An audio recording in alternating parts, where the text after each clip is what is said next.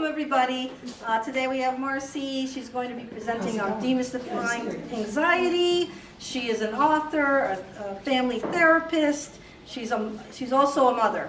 And she's going to share a lot about this that she's helped me through. She's helped me, my son, my family. So with that said, I'll take it away. Thank you. So like Sheila said, I'm a family therapist.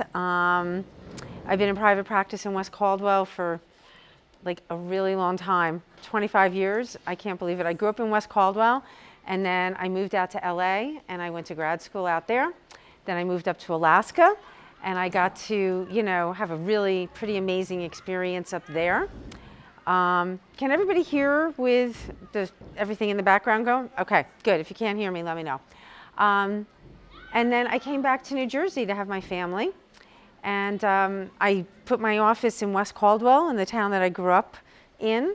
And I was there for like 22 years on Bloomfield Avenue, having a private practice, raising my kids, doing yoga, going to mahjong, all the things that we all do, working, taking care of our families and everything.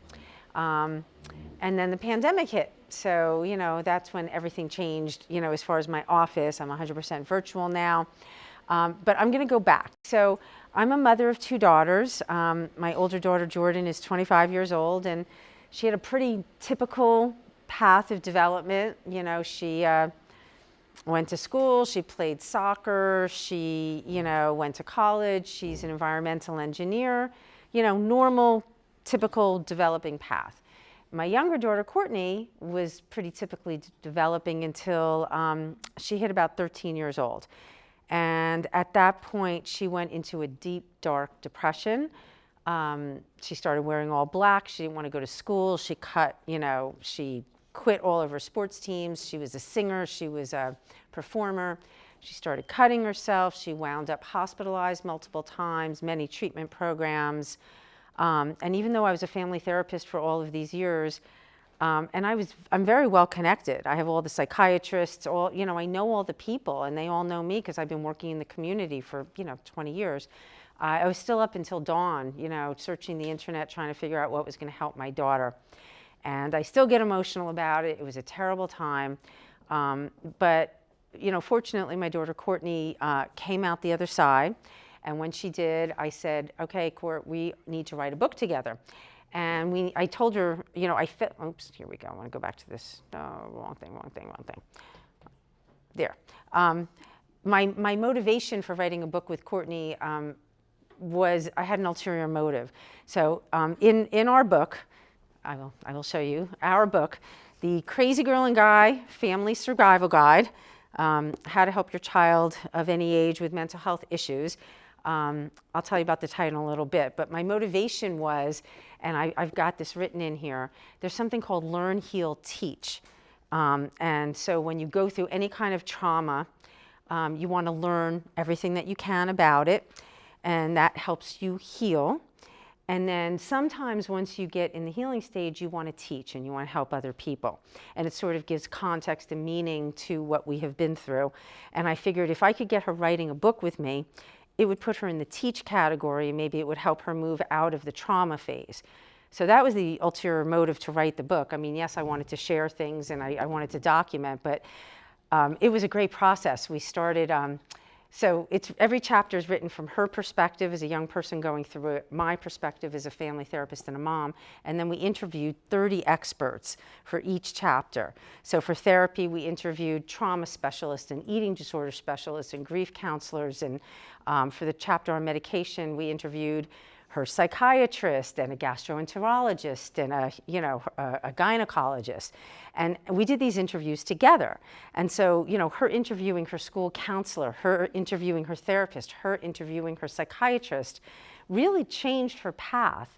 And so this book came from that, and it became an Amazon #1 bestseller.